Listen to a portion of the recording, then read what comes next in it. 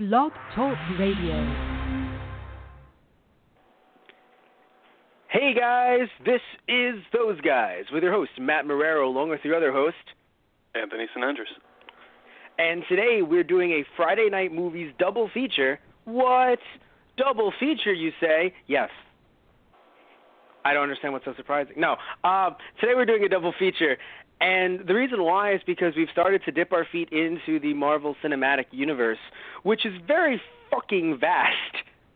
If you've been asleep for the last 8 years, welcome to the world now. Superheroes are ruling over everything. Yeah, that's just the world that we live in right now. Superhero movies existed before, obviously. I mean, we were doing Daredevil and a lot of other, movies before this kind of wave of the Marvel Cinematic Universe. But here we are. And, of course, I mean, heck, you and I have even done Captain America 2 and Captain America 3. Yeah. Or Avengers 2.5. Essentially, Civil War was Avengers 2.5. It was like that point when in Dragon Ball Z, when they ascended past Super Saiyan 2, but they didn't get to... No, past Super Saiyan 1, but they didn't get Super Saiyan 2 yet, so they were very bulky, and they weren't really that fast. That's basically what Civil War was. Yeah, but so the point is, right? The point is that today we're doing Iron Man from 2008, and also, what I always forget, Hulk from 2008. Very risky. Like, very risky to do that shit. Yeah, they were only a few weeks apart, too. Like, maybe 4 weeks, 3 weeks. Really? Oh, wow. Yeah. Mm-hmm. Very, very... In fact, I would argue that was the only dumb thing about this wave.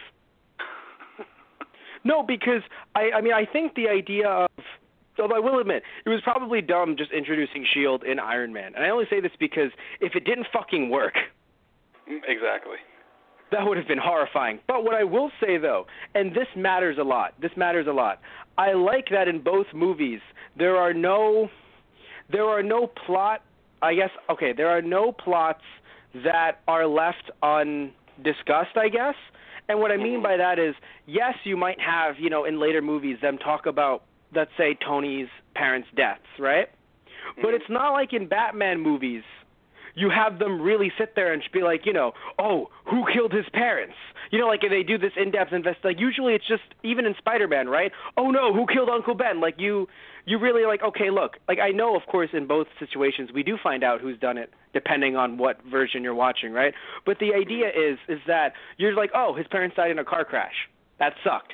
Moving forward, like it wasn't as if you thought it would be developed anymore, but of course in later movies we discover that it has been. That there are, there's other forces going into that. But the point is that, in my opinion, right, compared to some newer movies, I think it's okay to basically have, I guess, plot developments mid-movie that won't be discussed for another fucking 2 years. I'm sorry. That fucking Batman v Superman thing will always hurt me. I like that in this case, because look, all right, S.H.I.E.L.D. was introduced in Iron Man, right? That is true. So it is kind of like, oh, S.H.I.E.L.D. was introduced. But they were not, like, I feel like, okay, at that point, it's really just there to be an Easter egg until you realize at the after-credits scene. Because, again, after credits, all of us have established, starting with Marvel movies, starting with 2008, after-credits scenes are okay.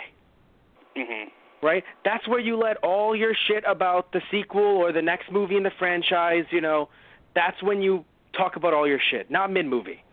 And I would argue that in Iron Man and even in Hulk, they wrapped everything up nicely. Definitely. Yeah. But anyway, so when I first saw Iron Man, I liked it. When I first saw Hulk, I thought it was okay. I didn't hate it, but I thought it was okay. My opinions have kind of changed where I do like Iron Man more for some of the stuff that I was able to notice, during this watch-through. Same thing with Hulk. Do you feel the same way? Absolutely. I mean, the thing with Iron Man is it was always, until Winter Soldier, it was my favorite of the entire Marvel Universe movies, even more so than Avengers. Because I don't want to necessarily say that it was kind of because it was like the first one, but I just remember like when I first saw Iron Man, like I was in disbelief because I was one of those people that when the first trailer came out and the effects weren't really finalized and you kind of saw him come out of the cave in this really in the suit that didn't really look too good. Like, obviously it was the Mark I, but just the effects hadn't been finalized. So I was like, I don't know about this movie. It looks kind of weird. And my mom was literally just like, why don't we go see it? I'm like, all right. So we go to the theater. I was like, this is incredible. So it always really had that, yeah, it really always had like this place in my heart. I'm like, wow, like this movie is amazing. And ever since seeing that movie, none of the other Marvel movies, until obviously Winter Soldier, really lived up to its mark, in my opinion. As far as Incredible Hulk, that was the only Marvel movie I actually didn't see in theaters. Because I was That's never very really interesting. Yeah, I was never too crazy into the Hulk until later on. Maybe like around Iron Man, when Iron Man 2 came out, I started to get into the Hulk because of the whole Avengers hype. So when I finally saw the Incredible Hulk, I was like, wow, this isn't bad. I'm just not the biggest fan of Ed Norton as Banner. I agree there, and we'll talk about that more later. I loved the Incredible Hulk as a kid to death because my dad loved the Incredible Hulk because of the Lou Ferrigno series. Right. From the 70s, the live-action series. So I saw Hulk in there, through that rather, and then I saw Hulk in those movies where it was like Hulk and Thor and shit like that, because they did those live-action crossovers as well, I think, after the series ended. So it was very interesting for me to see this movie because my dad wanted to see it, so when I saw it with him, and we didn't hate it, but I know we didn't love it.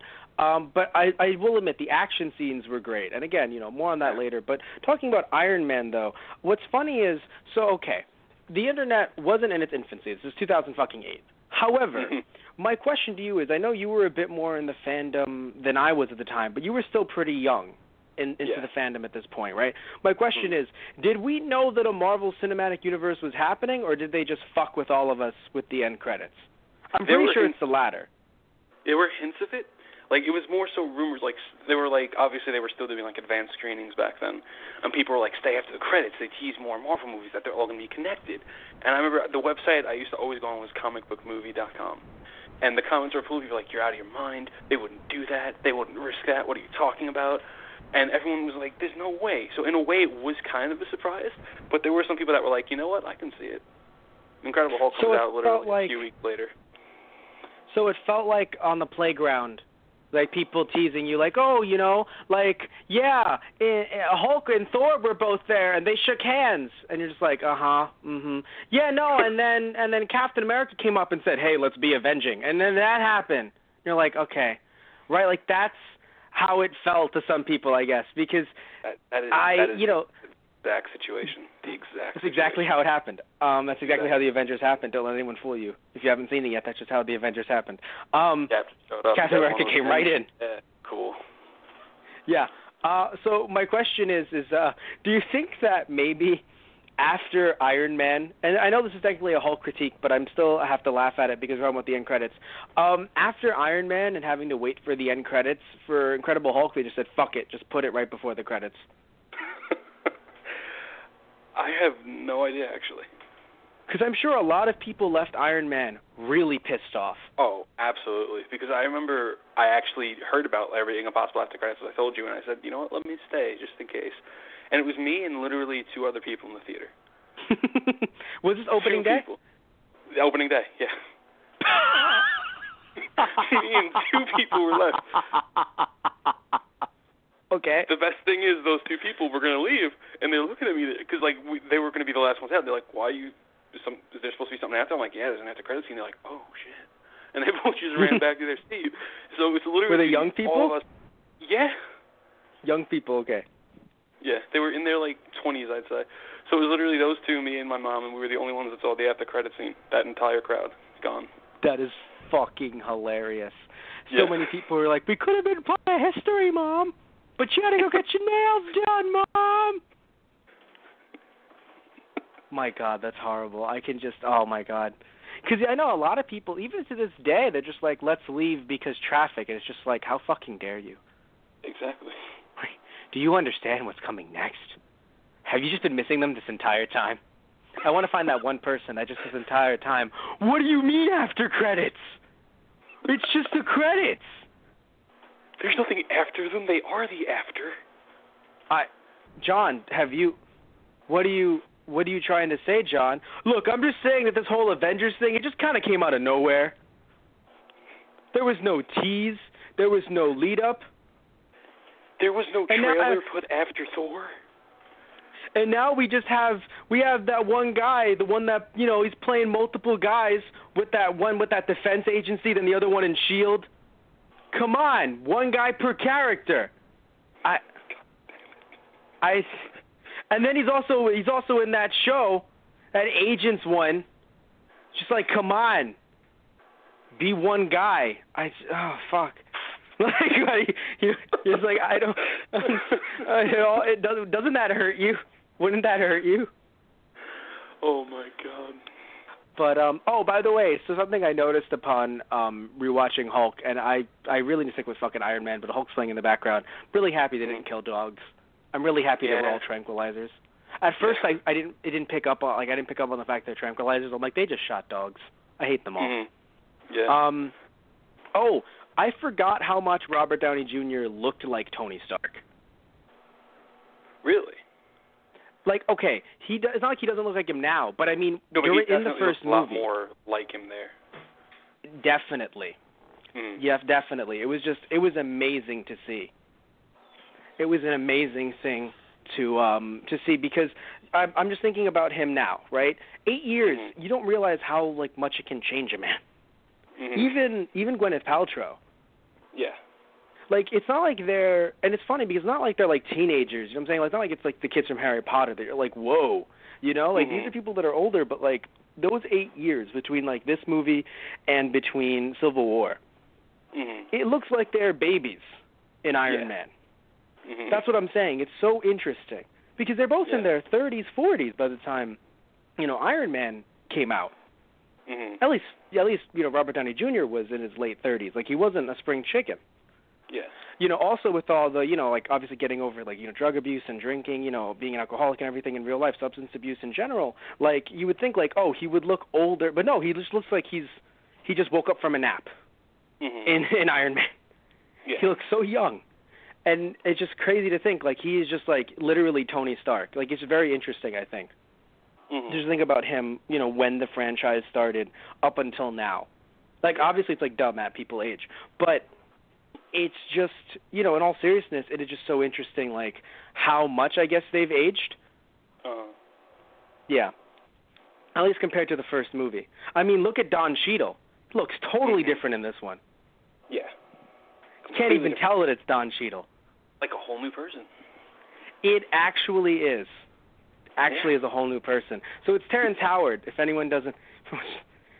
Everyone's so confused. Wait a minute, right? Was I lied to?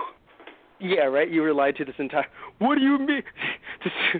That same fucking guy. What do you mean it's not? That was Don Cheadle. No, I can assure you, sir. Either that or he thinks it's been Terrence... after credits things you speak of? Either that or he thinks it's Terrence Howard the entire time. Oh, my God. But seriously, though, right? You and I agree. And I want to hear why you think Terrence Howard wasn't the best choice for Rhodey. Why do you think so? This is going to sound weird, but he didn't really do much with the role.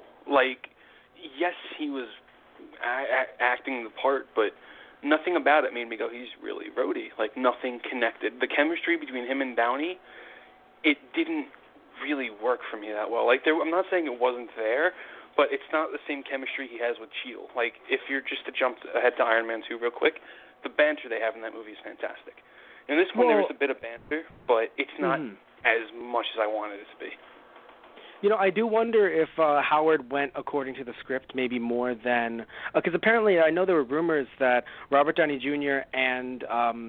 I can't believe I forgot his name, who plays Obadiah and Big Lebowski. Jeff Bridges. They both... Thank you, Bridges. They both ad-libbed a lot. Mm-hmm. Which kind of added more to the film, but of course I would wonder if, Terrence Howard's role wasn't very much quippy, and that's kind of why maybe it was disconnected compared to everyone else in the film. Mm-hmm. But the reason why I feel a lot of times when I feel like someone's miscast, I feel like certain characters are meant to be a bit maybe warmer or a bit more, and I know he's a military man, but something about him half the time felt I know he's supposed to be his babysitter, but something about Don Cheadle being his babysitter when he has to be is a bit more, I guess, fun And I'll give you that, maybe. It's a bit more fun, where this time it was very stern. It was very much like he wasn't really his friend. When you're supposed to realize, like, no, they're best friends. You know? Now, I have to admit, though, Terrence Howard, he's a great actor. I don't know if you've seen Wayward Pines. Oh, yeah. Oh, he's great in Wayward Pines. Absolutely. And, again, a bit like Edward Norton, as we've mentioned, there's something about Terrence Howard, I think, that feels like if he was working with Obadiah, as bad as that would have been for the character, because it's not true at all, it feels accurate to Terrence Howard's portrayal of Rhodey for most of the film. Not all. For the second half, I think he got better. Yeah. But definitely for the first half, you know, before he had to show emotion and be like, hey, you know, like next time you ride with me. Right before that, it felt like he could have been working with Obadiah. Yeah. Which is it's kind of weird. I don't know. Like maybe it's just something that we've seen in Don Cheadle. I mean, I love Don Cheadle in House of Lies. You know, I've loved him in this, you know, in these films as well. So something. I mean, heck, I think he can. If you need Robert Downey Jr. to leave, I've said this before and I'll say it again. I see no reason why you can't have him become Iron Man in the same way that Rhodey has become Iron Man in the comics. Yeah. Right?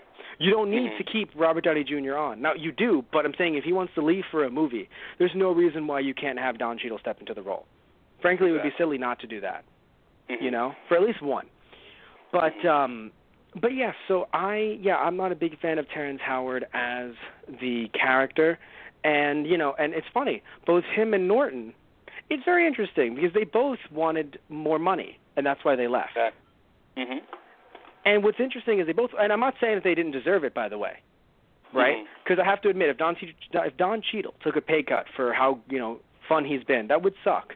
Because I do think that, you know, they, like, I'm not saying that as actors they didn't deserve more, but it is interesting that, at least for those two, like, because I'll admit, like, you know, you look at Evans, you look at Scarlett Johansson, you look at Hemsworth, they deserve more if they're not getting enough. You know, even, I can't believe I almost forgot, Ruffalo. Renner? Of course he deserves more. No, I thought you were going to say Renner, but yeah.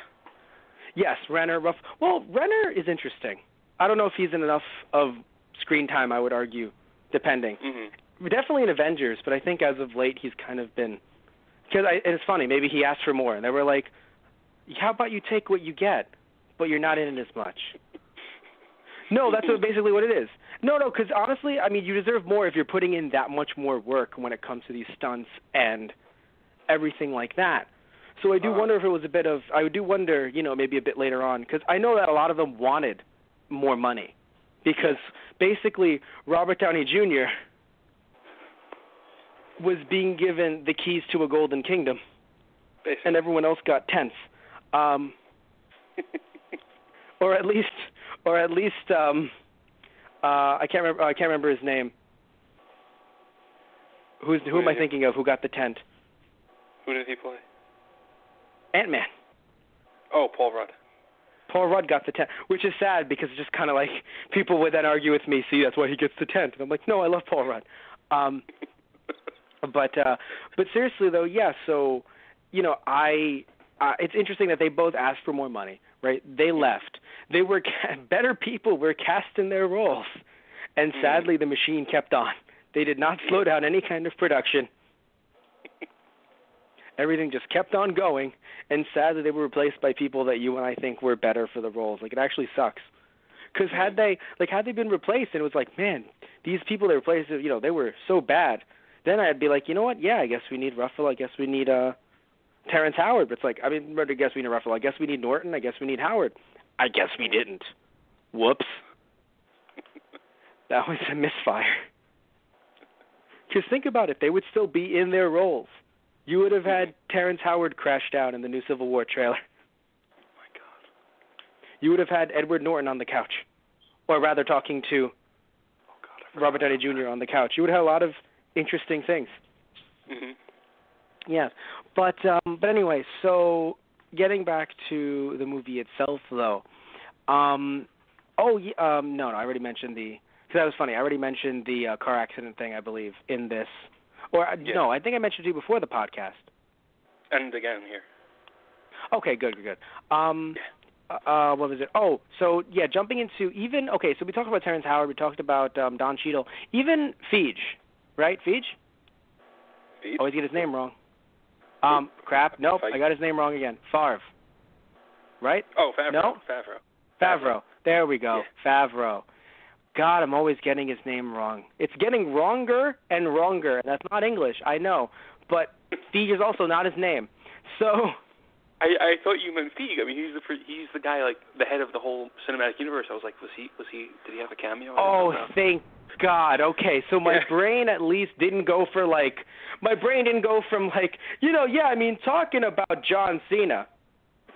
Do you mean John Favre? Right, Favre, yeah. Favre, my brain didn't do that. I just went into complete shutdown mode. I'm like, did I miss a cameo? I know them all. Actually, Stanley as Hugh Hefner. It was actually Feige in a Hugh Hefner costume, or rather in a Stan Lee costume. There was a zipper in the back. You may not have noticed it because of the Blu-ray remasters. Jesus Christ. But anyway, what's worse, the fact they were Blu-ray remasters that removed the zipper, or that a zipper was apparently noticeable during a fucking theatrical release? I don't know which one is worse. But anyway, even Favre as Happy Hogan was, I think, bad casting. Really? Well, it's weird. I guess I'll say it looks-wise. Looks-wise, because I have to be honest, Favreau, he looks too good and young. Mm-hmm. Like, he doesn't look like a brute. Mm-hmm. Which is interesting because, like, I look at him as Foggy, and I'm like, I can see it, but not so much. I see him, like, he's just, like, I feel so bad. He's in this weird mix where it's just, like, you're not a brute, but you're also not completely, like he's actually a good-looking man. It's very interesting, I guess. Mm-hmm. I've come to realize this, as seeing him as both Foggy and now as Happy Hogan. Mm-hmm. I'm just like, you're not, you don't have a Foggy kind of face. Because, we've seen the comics. It's like, you don't have a Foggy kind of face, but you also don't have a Hogan kind of face. Mm-hmm. Where do you belong? Like, who are you? Yeah, because when I first saw it, I'm like, he doesn't look like him, but by the end of the movie, I'm like, you know what, I'm okay with it. He really won me over with this character. I really like Happy Hogan, because I never really paid him much mind before in the movie, actually. Like, I knew he was there. I don't hate him, obviously. Like, he's a great actor, and it's a great a role for him, and I just feel like I don't think this movie won him over yet for me. It's the next few that he actually does things in. Because this one, he felt more like he wasn't really his bodyguard. He was just kind of there. Yeah. Mm-hmm. It's the next few, I think, that he really starts to do a lot more. But, I mean, he's also faded into random obscurity, which is kind of sad. Yeah. It's just like if you were going to really fade him off like that, just kill him. And I say that because it's happened in the comics, and it's been really fucking sad. Yeah. So the fact that he's kind of still around, but not really around, really, I think, was very bad for this character. But again, as of right now, he's kind of just around. So it's not like, in my opinion, he really make a huge impact here. It's just me seeing him going like, right, there you are. You were in this movie as well. You're always sneaking in here. What is not Brad Pitt, I'm sorry, though Brad Pitt would be great here. No, is fucking Ben Affleck around too? Is Matt Damon chilling around somewhere? Seriously, if you find him, you're probably going to find not Matt Damon, but Ben Affleck somewhere. Frankly, I'm surprised that if Favre was not tied up in Marvel, he would have been in Batman v Superman. Easily. Yeah. He'd have been Jimmy Olsen? Because Affleck. What? Oh, yeah, he would have been, yes.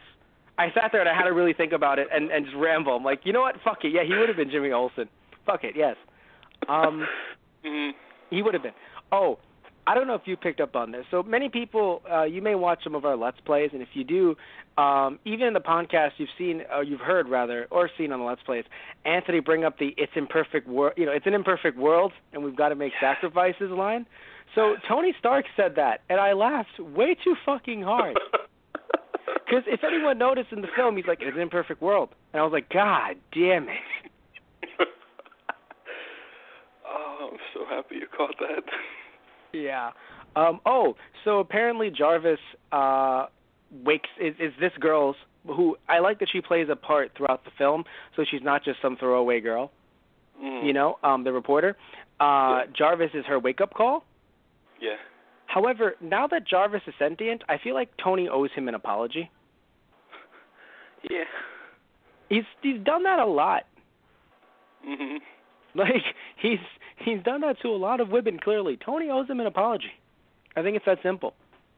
Mm. But, and by the way, so I feel like this origin story, because I know you and I talk a lot about origin stories and talk about how, maybe they should omit some parts of it or anything like that. This is the origin story that we definitely needed for Iron Man.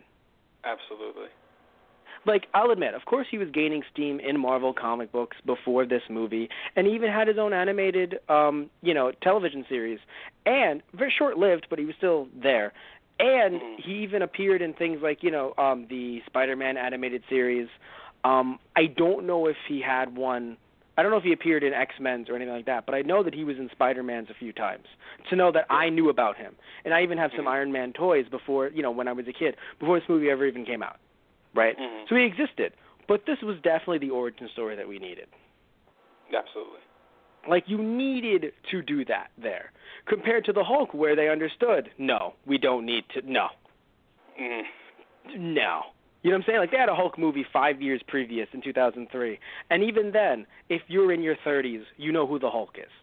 Exactly. It's pretty. But Iron Man, I was very happy about this film because they definitely knew, like, we need to make this origin story. However, they also realized, let's not do, and of course they didn't realize, I don't want to use the word realize because I'm talking about things that happened current day, like that are happening in certain movies current day. So they realized something that didn't happen yet. No, but I'm happy that they were able to take this origin story, and even though you might say, it was kind of slow because, he was developing the suit during the movie and everything, still a lot better than, in my opinion, a current-day superhero movie, which would basically take that cave scene and and that's the entire movie. Yeah. And by the time he steps out of the cave, it's just like, it just fades to black. It just cuts to black. Like, that's, you know what I'm saying? Like, he's safe, and then that's the whole fucking movie. Yeah. No, they took that, and it was just a stepping stone. It was a fucking stepping stone. That's amazing. Mhm. Like, I'm sorry. I think it's just after that fucking Fantastic Four movie. Yeah, absolutely. Yeah. But you were saying? No, I was going to say I absolutely agree, and I think even more to the point that it was the origin story we needed, it justified the character. I mean, obviously, if you had him just be Iron Man, and like, yeah, I'm doing all this because I don't want weapons. Yeah, it's admirable, obviously. But to see him realize it's my own weapons doing this, I can't allow this. To me, that grounds him a bit more than just him being, all right, well, we're going to just get rid of this because I can. Basically, yes. Also, I want to talk about the objectification of women in this movie. Now, first off, I agree. Like, it was it was there, and it was bad, right? So anyone saying, "Oh no, those women weren't treated poorly," no, they were. I mean, you had him on a fucking jet with Rhodey, drunk, with these flight attendants on stripper poles, right? Like, no, like, yeah, you laugh because you're like, my God, the fucking absurdity of all this, Exactly. But the thing that I will say for it, though, is that you're not supposed to like Tony Stark before he becomes the hero. He wasn't the hero. That's why this is an origin story, and it's okay because, you don't need him being Iron Man just yet, or at least you don't need him, like, just immediately having the suit. Now, I will admit, if in the next 30 years we get a goddamned reboot, I do not want, like, him to have to fucking take a whole movie to wallow and everything. It's like, no. We had you be Iron Man. It wasn't in some fucking TV movie. This is part of Marvel's larger cinematic universe. Even if you reboot the universe in the next 20 years, which I pray to God that they don't, but even if you do not need Iron Man, having a whole other movie just like this. Yeah. You don't. Even if they try to change some shit up and they're like, no, but it's tied to magic now, like that really bad fucking animated film. Yeah, even if they try to do shit like that, or they try to do shit like the Ultimate version, where it was tied to some weird shit is the point. Either one was fucking weird, though I have the Ultimate version as well in my collection, but it's still fucking weird. The point is that, if you're, like, I would rather them just do the Hulk route in 20 years if you do have to fucking reboot it. I don't know why you would have to, but if you do have to, I would rather them go the Hulk route of just, oh man, I was Iron Manning, and then this happened. Oh no. And then, and then he's just Iron Man. That's basically how the Hulk sequence went. Don't lie to me. Oh no, I was Bruce Bannering, and then the Hulk. Basically what it was. Don't lie. But anyway, but yeah, back to this. He did not treat women well. Mm-hmm. He really didn't.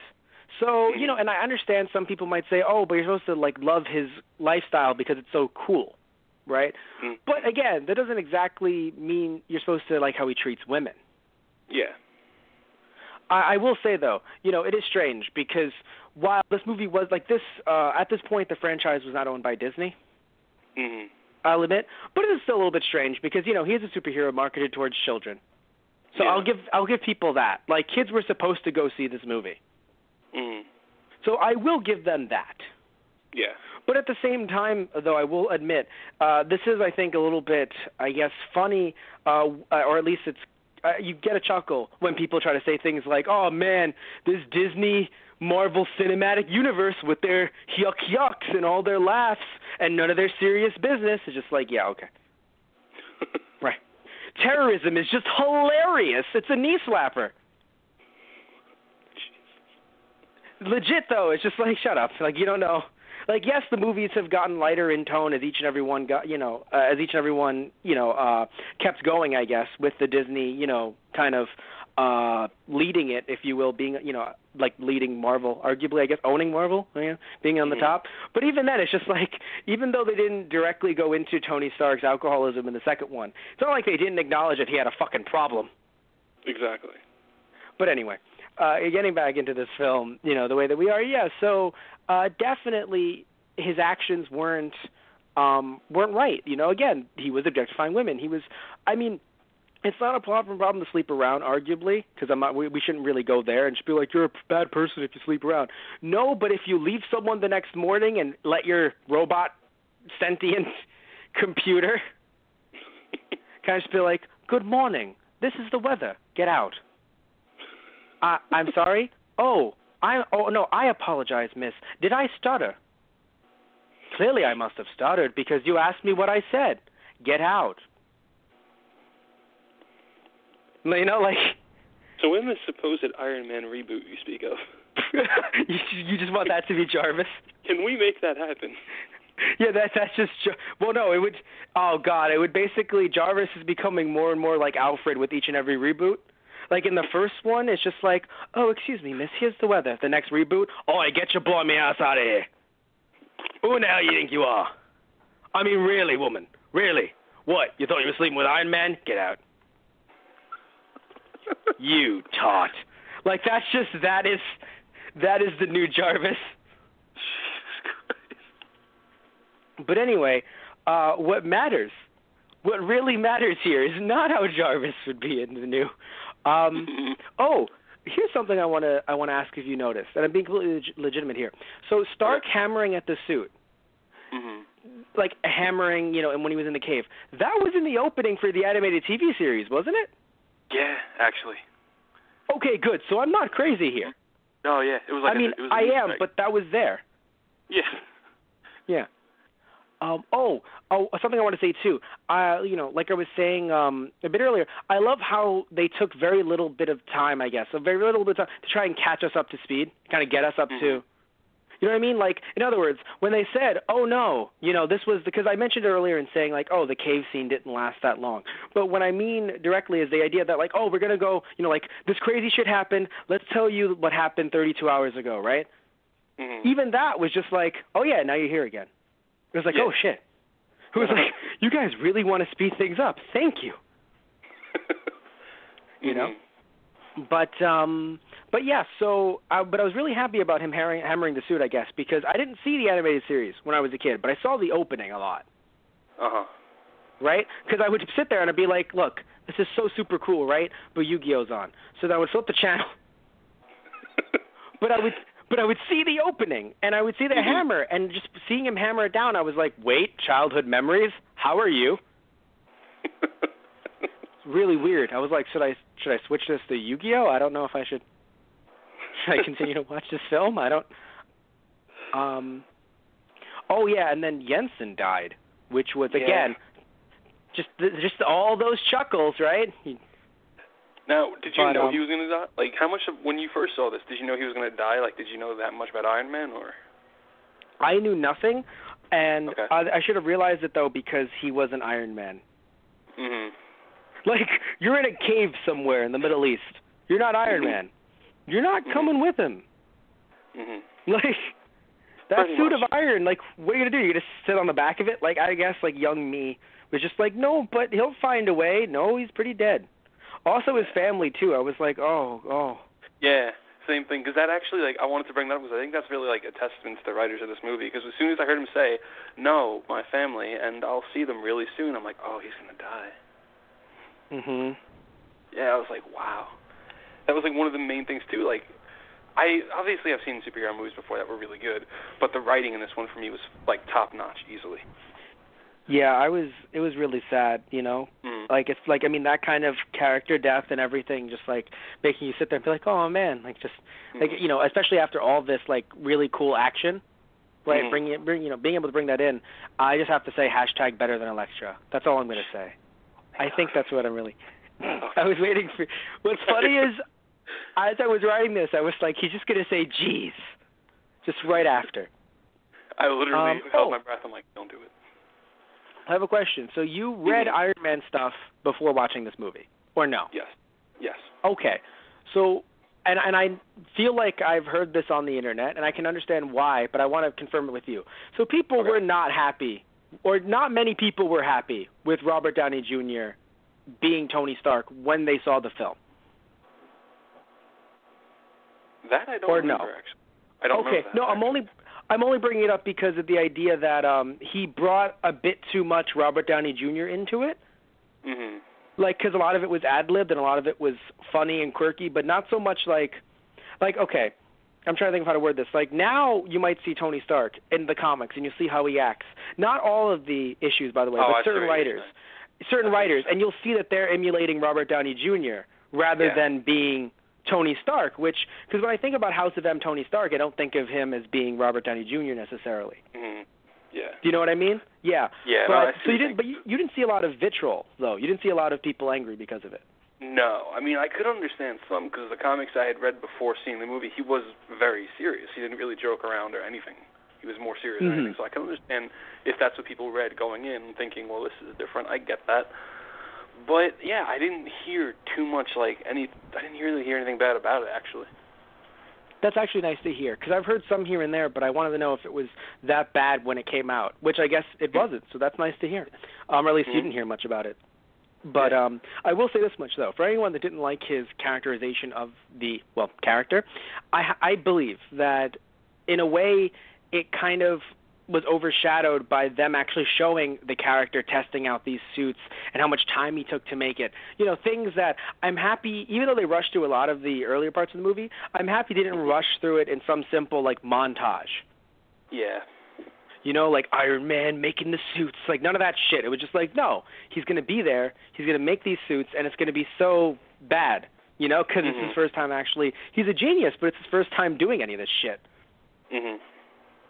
So I think it was a very nice choice to show him making the suit because it really shows the work that he puts into it. Mm-hmm. And also, again, it ties into some later things, of course, and heck, of course, for people like you and I who've, read some of the comics and things like that, you can see Mark II, Mark this, you're like, I mean, heck, even knowing that earlier on, he wasn't red and gold, he was silver, and that was Mark I. And that was legitimately what he walked around in. Exactly. Yeah. So that transition, even in that way, was just nice. I will admit, though, I can understand some people, and I have this in my notes later, but I guess it kind of comes up now in a way that he kind of, the movie, the writers kind of throw away a lot of potential plot lines, arguably, because of the fact that, he kind of throws away the first suit. Mm-hmm. But at the same time, I'm okay with them, I guess, in a way, rushing to make everything a bit more modern and current. Especially because, what? I'm sorry, when you say the first suit, you mean the Mark I? Yes. Obi got it, actually. What? Obadiah took it. No, I know, but when I say throw it away, I mean the idea that, I'm sorry, you're right. I didn't mean actually throw it in the trash, although he kind of threw away the blueprints to start the new one. Mm-hmm. That's kind of what I was referring to. But I mean more so the idea of he isn't using Mark 1 anymore. Oh, okay, I see what you're saying, yeah. Yes. Okay. Like I'm saying, he kind of pushed it to the side to use Mark 2. And even the end of the movie, which we'll mention later, he basically, instead of having them deal with him and a secret identity, he's just like, nah, I'm Iron Man. Yeah. Which we'll mention later, which I think was a good decision, but I can understand people feeling the exact opposite. Maybe more. But yes. But, oh yeah, all jokes aside before that we made about Stan Lee and Hugh Hefner, I just have to say I did not realize how much he looked like Hugh Hefner. I'm so happy you said that. At least from behind. Yeah, because in the movie theater, my mom's like, "They got Hugh Hefner." I'm like, "Mom, that's Stan Lee." She goes, "That's funny." What? I'm like, "Yeah." Yeah. Oh man. Oh, here's something I think I really enjoyed. A lot about this movie I think that I enjoyed, and even Incredible Hulk, was that the romance felt real. Mm-hmm. And I say that because I like that in this film you don't have Tony and Pepper immediately get together. I know for some they were confused that they even get together at all in later films because, in the comics they never do. But something that I had to learn the hard way, because I had read a lot of stuff. No, because I read some Iron Man stuff, but not a lot before, well, not before this film, but like, I guess maybe a few years back at this point, or like 4 years back or something. So I'm talking to you, and you're like, yeah, they never get together. And I'm like, what? But it just seems like it could be a thing. Oh, yeah, it could. It never was. Oh, well, shit. Yeah. Yeah, but so they didn't get together, or then it was retconned by some demon because Tony had to save his grandma? No, none of that. Whoa, that's nuts. If you don't have grandmas and demons, I don't know if I should be reading this book. Are you even Marvel at this point? Yeah, right, are we even? But anyway, that was a fucking plot line. Anyway, brand new fucking day, my ass. Anyway, so, but seriously though, I'm happy that they kind of hinted to romance, but they just didn't go for it immediately. Exactly. I'm happy that because look, they put it on hold because guess what? Shit's going down. Mhm. And even later, where it's just like, hey, you left me, right? Mhm. Because it would have been completely just unrealistic, in my opinion, if it's just like, like you left her, you never came back, and it's just like, I love you, Tony. I've always loved you. It's like, no. Yeah. Yeah. Not that I'm saying that's a bad thing if someone has always loved someone, you know what I'm saying? Mm-hmm. But it's just the idea that in what was presented to us in the film, it would have seemed unrealistic. Mm-hmm. Yeah, not like, it would have been weak of her, because I don't want to say like weak or, strong or anything, even though I love that Gwyneth Paltrow's Pepper Potts is very strong and independent. But It's not like it would be weak of her to love Tony Stark. It's just the idea that with what we were shown, it would have been nonsensical, in my opinion. Exactly. Yeah. Yes. But yeah, so, I have a question for you. So sure. You know a lot about the motion capture and special effects, behind the scenes mostly. Because, I do, of course, know that they exist, like, we're in 2016. Mm-hmm. But, a lot of the behind-the-scenes stuff is crazy when you think about it. So my question is, the hand that, so when when Robert Downey Jr. was working on that hand that he had on, that was not a prop hand. That was all motion capture. This is when he's on the couch listening to the news? Or yes. Mm-hmm. Mm-hmm. That is fucking intense for me. I know. Because let me explain to anyone who's just like, well, duh, Matt. No, but let me fucking explain. Random person that doesn't exist right now. Let me fucking explain. In my look, okay, I'm very animated to people that don't exist. Anyway, yeah. To me, I can understand the idea of taking a prop, especially because, the cosplay community is so intense and amazing, and I love them, right? You have this idea of like, let's CGI over something. Like, I understand the idea of, like, CGIing over something that's, like, animatronic or something like that. But the idea of, no, that was made from scratch, but not made from scratch like a Velociraptor from, like, a Jurassic Park movie. Because, like, yeah, of course, like, monsters, like the Hulk being made from scratch makes sense to me, right? And, of course, if, like, one of Banner's arms is, large and green, and the rest of him is human-sized because he's transforming. I understand that that's not a prop. Duh. Mm-hmm. Yeah. Right? But if he's, but like something like that piece of, the armor, especially again, look up, if anyone's confused about that cosplay, community thing, look up some cosplays. They're intense. Yeah. Right? Especially Iron Man. You've seen some stuff when we've gone to New York Comic Con that have been intense. Yeah. And I don't use that word lightly. So you would think, if they can make that, if the fans can make that, then of course they could too, and then just add some CGI special, shine to it, right? Make it glow. No, it's just all motion capture. Which is nuts. Yeah. Yeah.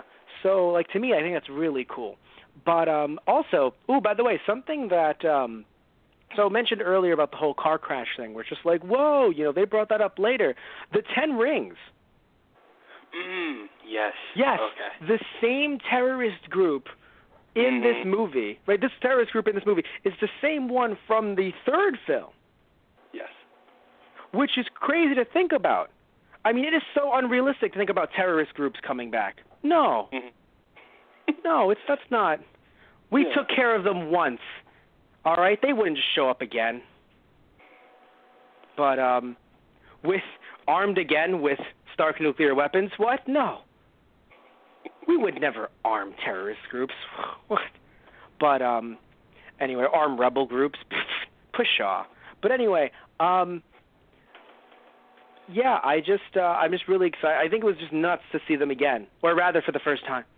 Right? It's like, not again, for the first time.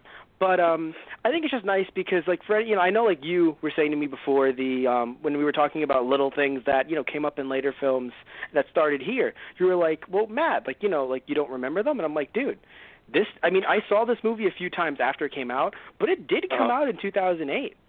Yeah. Like, again, like, yes, this movie, of course, like, people rewatch them, and I've rewatched them a few times. But, movie came out in 2008, some of these other movies, like Iron Man 3, like, came out a few years back at this point. But even, like, Civil War just came out this year. That's a while, right, to have some of these plot points pop back up, but in good ways. Again, not plot points that I would, because here's the thing, right? And that's why, like, I'll argue this is a lot better than something like Batman v Superman Flash, right? Because it's not like the terrorist group had to show up again. They didn't have to. Yeah. You could have assumed they were over and done with once Obadiah was done. But that's not the case. Yeah. And that's what I find interesting. But anyway, so, by the way, so here's something really funny. Did you notice that, and I'm not even kidding here, I'm being, 100% honest, that dude from The Dark Knight, the one that tried to blackmail Batman? Do you remember his face? He was one of the army guys in that scene with Rhodey when they were trying to take down Iron Man. Oh, I know. Yeah, I laughed so hard. I was like, hey, it's you, asshole. It's like him and, like, Lando Calrissian. Like, literally, if those two, be like, oh, look, it's asshole, that fucker. It's like just those two. I know they shouldn't be on the same level because, one is Lando Calrissian and the other is that asshole. But I think just those two are the first ones that just come to my mind where when I see them, it's not like, oh, hi. It's just like an affectionate go fuck yourself. But yeah, so that's the thing. Oh, so I have a question. So when you first saw the movie, did you think that Obadiah was the bad guy? No, actually. I'm trying to think back, and I didn't. I mean, at one point I did. I forget what scene it was. It wasn't anything like obvious. He did something subtle, and I was like, wait a second. I don't remember what scene it was. I think, interestingly enough, I think it might have been the pizza scene. Yeah, I think it was the pizza scene, actually, yeah. When he just goes over, he's like, come on, let me see it. I'm like, why are you being so persistent? What are you planning, Obadiah? It's pizza, man. Fucking pizza. Brings out the worst in people. Love pizza. Yeah. Love being the worst in people. Pizza. Yeah, no, never. But just words to live by, kids. I really enjoyed not just pizza, but I really enjoyed Obadiah's turn. Even though, I don't know, maybe it's because I've seen it so many times. I just remember feeling like it was a thing, though. Just something about his demeanor was just like, you're not nice. Yeah, I mean, even looking back, you can pick up on it. Yeah, just, you don't seem as nice as you don't seem. Mm-hmm. You know? Yeah. Oh, that scene with Pepper and Obadiah. That brought out my anxiety as a kid. Mm-hmm. Even now, I'm just like, no. Good God, no. Mm-hmm. You know, even though I know what's coming, I'm just like, no. But although she didn't help at all, it's just like she sat there and she's like, how could I seem the most suspicious? It's just like, don't worry, Pepper. You've already done your part. Not even in the room. In the room, actually, she was doing just fine. Just walking away, no smile. I was like, listen, I know you weren't trained for this, Pepper. However, I'm going to be real honest with you. You look back and you smile. Exactly. You wave. Exactly. Don't just walk and have your eyes darting to every single inch of that room. Yeah. No, again, in the room it was fine, I guess. But I agree with you, though. Yeah. Oh, yes. Yeah. Oh, my God. It was just like, what the fuck are you doing? But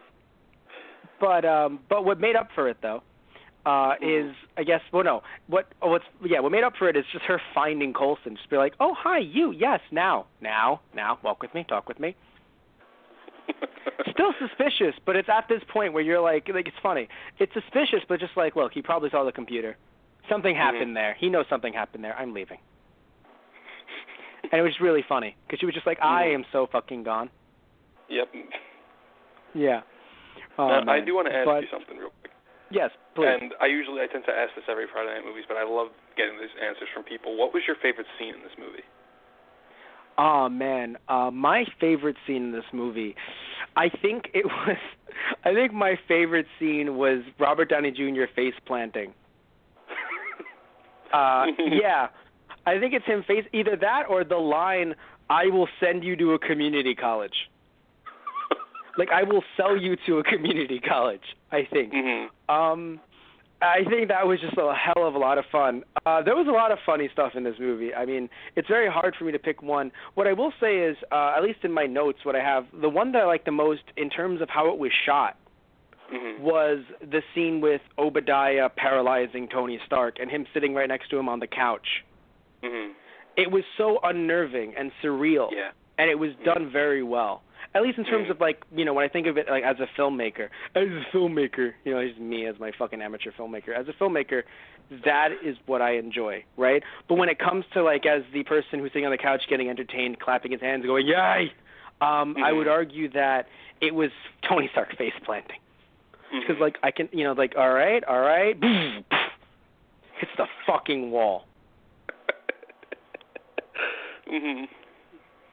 I mean, the same thing even happened in Hulk, where it's just like, what's your favorite scene? Maybe when Ross gets kicked in the fucking chest.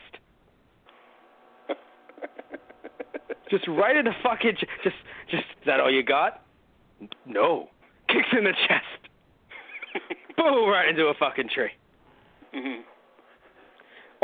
Ultimate Universe Thor is pissed. Hey, that's the Earth. Don't do that shit. Hey, that's part of Gaia. Don't. I just don't. If anyone doesn't know, Ultimate Universe Thor is a fucking hippie. Pretty much. Ultimate Universe Thor makes Ollie from Arrow, like Green Arrow from the comics, makes him look like a meat-loving asshole. Like, meat-loving, diesel, truck-riding. That's what, I gotta be real. Like, yeah, like, that's fucking hippie Thor from the Ultimate Universe. Check it out. He's a fucking hippie. Anyway, but jumping into this, jumping back into, although apparently this is the Ultimate Universe, honestly, sort of. Yeah, a bit. It gets there. I think the first two movies try to be grounded in 616, like the main universe, although who knows what the main universe is anymore since I haven't fucking kept up with comics. But everything's different now, yuck. Anyway, seriously, good God, what the fuck's going on now? But what matters, so, they tried, I think, with some changes here and there, tried to stay with 616. Because, again, I read Ultimate Iron Man. This is not Ultimate Iron Man. Thank God. This is not... And Ultimate Iron Man came out before this movie, correct? Oh, absolutely. It was like 2004, I believe. Yeah, this is not Ultimate Iron Man at all, right? But then eventually, even minus the Thor hippie stuff, but little things here and there, you're like, yeah, that's kind of Ultimate Universe-esque, Yeah. Even with this direction with Spider-Man, you're kind of like, yeah. Mm-hmm. With this new Spider-Man Homecoming stuff, you're like, I think they're going Ultimate Universe with this. But anyway, so talking about, that was my favorite scene in the movie. What about yours? I bring this up every time I talk about this movie with somebody because to me it's still easily one of, if not my favorite scene in the entire Marvel Cinematic Universe so far. And it's the scene where we first see him fully suited up as Iron Man in the Mark III going to Gomera. And the reason I love that scene so much is not only do we see Iron Man in full-on Iron Man action for the first time, I love everything about the way it was shot. The angles, there were filters in that scene, and I thought they were appropriate in that scene. But I think my favorite thing about it was that they cut any background music, and they cut any dialogue. And I thought that was one of the best decisions they made, because all you heard was the mechanical clicks of his suit, the targeting system locking on, bullets flying, and that was all you really needed to hear in that scene. And I thought it was shot amazingly, including the part where he puts his hands through the wall, throws the terrorist to the people, he goes, he's all yours, and flies away. Yeah. In the theater, I was like, oh. Yes, I will admit, it is a little frustrating I didn't have this in my notes, so I'll say that, whoops. I'll throw out a little whoops. But what I will say is that, I really enjoyed that scene a lot in terms of, so as much, usually I don't like music that isn't orchestral, instrumental. I don't like that kind of music in my films, usually. In this movie, it was fun, I think, because, Iron Man and Black Sabbath. I like Black Sabbath, so it made sense. And other rock songs, right, made sense. But I was very happy, I have to admit, yes, when they just kind of turned off everything. Mm-hmm. Exactly. And it's like, hey, just let it work. I mean, heck, even Incredible Hulk, when they did have their music, some of it was actually arrangements from the old 70s show, and I was so happy about that. But we'll talk about that in a minute, because we're going to have to wrap up this Iron Man one and jump straight to Hulk in a few. But yeah, I really enjoyed, that scene. I enjoyed that even though there weren't any fight scenes in the middle of the movie, minus that one, arguably, they made sure to still show off Iron Man being Iron Man, to not make people think Mom, he was just making things. You made me go to watch PBS. This isn't... I don't want to go watch Discovery Channel, Mom. I want to go see a superhero movie. I'm sorry, honey. We'll take you into the Fantastic Four in 2015. Jesus Christ. That won't be horrible at all. You'll love it. Oh my God. Mom, I want to see a Cronenberg movie. I wanted to see Fantastic Four. Jesus Christ. Mom, why did Wes Craven direct this film? Anyway, good God. It really does feel like Wes Craven directed some parts of that movie, though. Either that or fucking, that or, Raimi. Sam Raimi? Raimi? Mm-hmm. I am very bad with pronouncing names. I always thought it was Raimi. I thought it was Raimi. Is this how Civil War starts for us? Is this what this is? Apparently this is it. Favre. Well, that's happening. It's continuing to fucking happen. But anyway, so yeah, moving on to the end, right? Not the end, but the last fight, right? Mm-hmm. I liked the fight. I thought the end was very methodical, and I did like that. But I will admit it was a bit disappointing and I hate that I'm saying this seriously, in the pew-pew department. Mm-hmm. And I mean that completely 100% seriously, and I'm so mad. Essentially, Iron Man has all these weapons. I know the suit's new, but he has these weapons. Obadiah Stark has these weapons. It was nice for it to be methodical because, of course, he was dealing with something a lot larger than him. But, it felt like one of those superhero cost-saving measures. No, I have to agree. I mean, it was pretty much consisting of Obadiah either shooting him or picking something up and him catching it. Exactly. And I will admit, that's, I think, the only, like, not the only, but that's one of the things I'll give the Hulk over this movie, actually. Mm-hmm. When they realized, look, we're making a movie about the Hulk, they didn't sit there and think, but how can we not really show the Hulk a lot? Mm-hmm. No, it was just like, listen, when we have a fight scene and the Hulk is in it, shit's going down, guys. Yeah. I like that they really understood that, and that was nice. But anyway, so I didn't enjoy I didn't hate the fight. I enjoyed it. But I'm happy you agree with me there, and you kind of understood what I meant by the pew-pew argument of 2016. Yeah. Now, what I think was horrible, and this was dumb. So I mean, I understand the internal like struggle between like, oh no, you care about this person, you don't want them to die or potentially die. But how is there a struggle between Pepper pushing the button or not? Obadiah is going to kill Tony if she doesn't push the button. Exactly. Either way, he's dead. Yeah. Like, I understand, like, you're in a, like, okay, you know, people always forget, and I think we are too. When you're in a situation where it's very, very stressful, and it's life or death, you usually don't think rationally. Well, that's true. However, I have to admit, just like, no, but you'll die. Look at that man. He is not the kind man that will, he's not going to spare us, okay? We're all dead anyway. Like, if Obadiah kills Tony, I don't think it's just like, all right, and I guess the world is safe now. Like, no, it's like King Obadiah, essentially. Pretty much. Yeah. Yeah. So before, you know, we get to the last few, you know, like funny quips and talking about, you know, how, like, I guess Iron Man revealed himself, my question to you is, because, again, I don't know much about Iron Man's origin, minus Ultimate, hooray!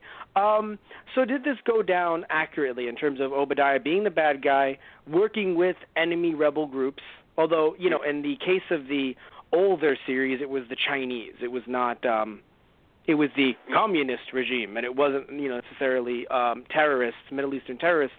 But my question is that did everything go down essentially the same way that it should have with that modern update? From what I remember, I don't think it was Obadiah working with him. I don't think he ever worked with him. I think he eventually did just become Ironmonger just out of jealousy of Tony taking the company back. Okay. Yeah, and as far as Tony revealing his identity, it did happen, but there was a lot in between. It pretty much ended up, like, there was a nice nod to it where he was reading the newspaper at the end as Pepper was patching him up, and he said, were they calling him my bodyguard? I have a bodyguard now? Where in the comics, that's pretty much what happened. For years, he convinced the press, yeah, Iron Man's just my bodyguard. He gets me to safety, and then he shows. Yes, and that was hilarious, I think. Just the fact that he was his bodyguard, because, again, you know, if anyone, like you said, and I'm happy you brought it up because I have it in my notes, too. If anyone doesn't know, yeah, for years in the beginning, back when it was just like, he didn't have the, you know, the gold and red. It was literally just the silver suit. It was like, oh, no, that guy's my bodyguard. Oh, really? Let's see you two in the same room. Ah, but go fuck yourself. Either that or he could man him if he needed to do that separately. But it wasn't like some extremist stuff that he has nowadays under his skin with nanotechnology. It was kind of just like, yeah, I think I can see him, you know, go see my bodyguard. And it would probably be like some little like, what's it called? Like some remote control thing for 5 seconds. Or he'd be standing next to just that hunk of suit. Be like, see, that's him. Ha ha, ha ha. Right, but it, you know, I'm really excited that S.H.I.E.L.D. kind of prepped that whole thing for him. You know, Rhodey prepped they all prepped everything for him, and it was just like, really, bodyguard, really? Because I know that some people kind of get upset at those nods, like they're making fun of it, but I think every once in a while they're okay. You know, as long as they're not like. I think what happens is for you and I, even though I know, like, I don't know about you, I love puns, right? Mm-hmm. Or, like, you know, references, like, I don't know. But I feel like sometimes these references, when it comes to names, I think that's when it becomes a problem. Like, even in, like, Hulk, even though it made sense, when it was like, I think it'd be a real abomination. I was like, ha! You're so fucking funny! Right? But I wasn't as angry as I was with real Dr. Doom over here in Fantastic Four. I think that one was just like, oh, my God! Is this what comedy is? I've just learned! Apparently you fucking have too. Anyway, so I I might get a little intense sometimes. I apologize. But seriously though, yeah, I'm okay with it in terms of, because look, in my opinion, right, it's not just a reference. Because I understand some people saying, look, a reference isn't a joke. I don't consider it just a reference. It's just the idea that, like, hey, don't you think that him being my bodyguard is a little bit outlandish? But then for people like you and I who are in the know, like many people are nowadays, honestly, just Google, but anyone who's in the know goes, that is funny because back in the 60s he was the one that tried to.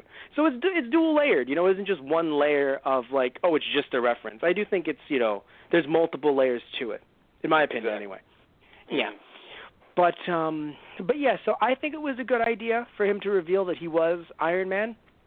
But I will admit, like, it is a bit, like, it was very early. However, a lot better than him revealing it to, quote-unquote, the woman he loves in one movie, and then, oh, no, she died, and then revealing it to, or just for some reason isn't in the second one, and then reveals it to the woman he loves again, another, in the second movie, and so on and so forth. So I'm really happy that it was just like, you know what, fuck it. Hey, press, I'm Iron Man. Not to mention, I do think it fits his character a bit more in the movie universe, considering how he plays in the movie, most of the comics. Most definitely, that character. Most definitely. Yeah. I'm happy that you agree, because I feel the same exact way, and I have that here, I was going to mention it. It fits his movie universe character more so than maybe it would his comic book character, at least at this point. Yeah. And, of course, it sets up for a lot of cool implications because, if not for that, you would have had a second movie with him trying to do the whole, let me balance my secret identity with, being Tony Stark. And that's kind of something that you see a lot, with Batman. You see a lot with Spider-Man. Like, why have that again? Yeah. So I understand them wanting to kind of just wrap that up. So that was nice. But anyway, let's move on to The Incredible Hulk because we only have, the hour left. So let's try to beat the clock and talk about The Incredible Hulk. All right, so it was terrible. We're done. No. Not at all. Not at all. It was actually, it was really good, right? Like I said earlier, this was the smartest way to make a Hulk movie. Definitely. Like this is something that you need to, at least in terms of the opening credits, right? Do not have just a full-on origin movie. Like, how did he become the Hulk? Everybody knows, right? No, really, and this really should be how newer superhero movies are started. Obviously not for the heroes that the general populace doesn't know about, let's say like Doctor Strange or Captain Marvel, but this should definitely be a thing for the new Spider-Man movie or the new Batman movie. Exactly. Like we don't need, heck, you even have Gotham at this point. So you really, you have Gotham in, still running. You really don't need to have another movie talking about Bruce Wayne's parents or anything like that or having them go to jail. Like, no, we're done there. Exactly. His parents died. Let's go. Right? It happened. But, yeah. One thing I have to admit is and this is, I think the biggest issue with the writing in this film. Bruce Banner seemed like a fucking idiot a lot. Yeah. And mind you, look, again, I said earlier, when someone is, in a life-or-death situation, bad things happen, right? Like, people don't think. But this isn't, and I'm not even talking about life-or-death situations, honestly. This is just day-to-day stuff.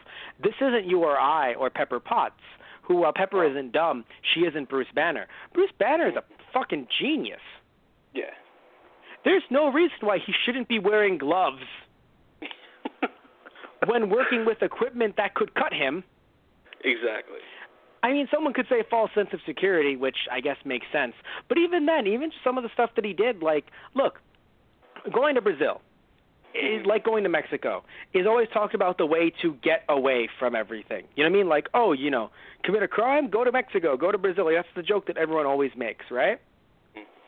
My thing with that, though, is at least the part of Brazil that he was in, I will admit, I did like the diversity because it was a lot more diverse, arguably, than the people shown in the Middle East, those terrorist groups. Now, I know, terrorist groups in real life will take people from all walks of life, sadly, so they don't have to look, quote-unquote, Middle Eastern. But it did look a little bit like they just dressed up some Italian and Spanish guys to try to, quote-unquote, be Middle Eastern. Mm-hmm. And I apologize here, if that comes off as offensive. I'm just saying the idea that in Hollywood they don't usually cast. They'll pretend to. I mean, look at the way that they've treated Asian actors for years. I mean, they've literally taken white actors and they've either put makeup on them or they've tried to make their eyes look a different way, and it's horrifying, right? So it looked like they were trying to do the same in Iron Man. If they didn't, and everyone, even like the extras that were terrorists, were Middle Eastern, that's the only time that I'm happy about that kind of thing, Because it's like, look, you're getting a fucking paycheck, right? But here, though, because everyone looked like they were either Brazilian or, Spanish, at least I would say, right? But the point here is that, or Hispanic, the point is that Bruce Banner stuck out like a fucking sore thumb. Pretty much, yeah. Like the second that Ross was like, ask them about if there's a white guy in the area. Literally, you didn't need the fucking military to do that. Just walking around just like, you are the white guy. There is literally no other white guys here. Mm-hmm. It was so confusing. I was like, what are you doing? So, yeah, I think it was just weird, man, because he did not seem like he was intelligent. Do you know what I mean? At all, no. No. The one thing I will say that was funny is the "you won't like me when I'm hungry" scene. That will always get me. Yeah. Just you won't like me when I'm hungry. Hambre? No, maybe I said that wrong. It's like, God damn it. Also, just Mr. Blue, can I have a sample? Don't fucking worry. Your sample's coming to you via a fucking soft drink. Make sure to go to your local restaurant. Make sure to go to your local grocery stores. You'll find it there. Oh my God. But by the way, I forgot that Stan Lee's cameo in this film was getting gamma superpowers. Oh, yeah. I always forget that, and I love it every time I see it.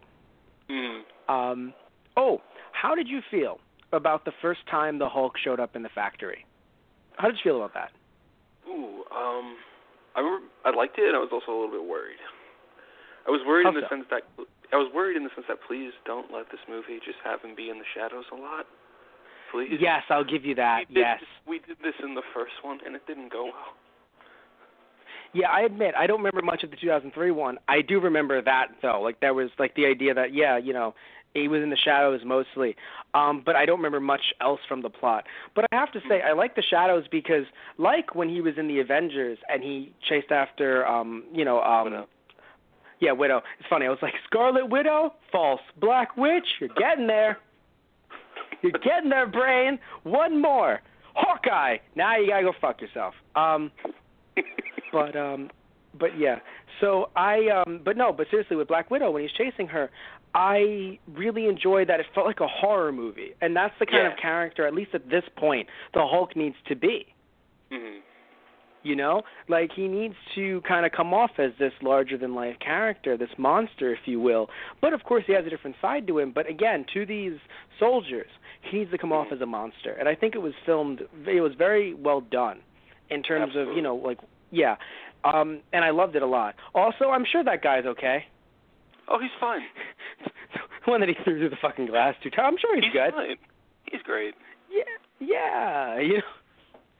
I mean, he didn't kick him in the chest or anything, No, he's good. He's collecting disability at home. He's fine. Oh, yeah, I'm sure he's great. One thing I want to say, though, I forgot that the Hulk spoke. Like, all jokes aside. Yeah. I forgot that he spoke, which was... Yes. No, because basically for a while, I guess because I only saw this movie once, because, again, this was The Incredible Hulk. And for you and I, we were told that this was right? Yeah. So, yeah. So for a while, I saw this movie once. I don't think I saw, I think I maybe saw, a really bad DVD copy or something. I don't know what it was that I wasn't paying attention or something. I didn't realize he spoke. So when I watch this now, right, and if I've seen it, I've seen it a few times after, but not as much as Iron Man, obviously. Maybe once or twice after, just to show other people, hey, this movie exists, right? Yeah. Let's watch this as we're getting to Avengers, right? Yeah, I forgot that he spoke because I always remember him in the Avengers speaking, of course. The whole puny human, or puny god thing. Mm-hmm. So I always forget about him speaking here, and it was so nice because not only was it Lou Ferrigno still, right? Because it's Lou Ferrigno that does the voice still, who made that cameo. Yeah, as the guy who accepts pizza for letting strange pizza men into a college, just into a college. But I have to say though, I enjoyed it because it gives the Hulk that humanity. Even because heck, if anyone doesn't know, and I know you know this, the Hulk used to speak a lot when he first appeared. In fact, he didn't shut the fuck up. No, seriously, like you have the Hulk giving dissertations, just like Hulk, you're menacing. Just let people think you're menacing. Stop speaking. Really though. Like he would, because it's not even like he would just speak like the way the Hulk could speak now, where it's like, again, like he spoke in the movie. No, it would literally be a thing where, like, let's say, if it was the Hulk, the way he used to speak in the film, they would be shooting at him, and he would be like, "Why is this my humanity? Why must they shoot at me, the Incredible Hulk? Is this what my life has to become?" It's just like, you fucking have boxes for this. You don't need it to be in Hulk's word bubble. Like, have you read some of the older Hulk stuff? Yeah, a few. That's what he does. Yep.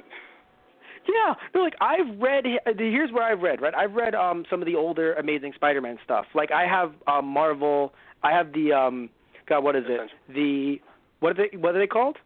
Essentials. The Essentials. Yes, thank you. The Essentials. And the Essentials have, like, him not teaming up with Hulk, but him finding Hulk in a cave somewhere. Basically, and I swear to God, this is real. None of you see me crossing my fingers. This is real. Spider-Man was roped into a plan by the Green Goblin to star in a film, and the fine print said Spider-Man had to remove his mask, and Spider-Man refused, but that was Green Goblin's plan to try and find out who Spider-Man really was. Thank you, 60s. So in the inevitable Spider-Man reboot... So this is legitimate.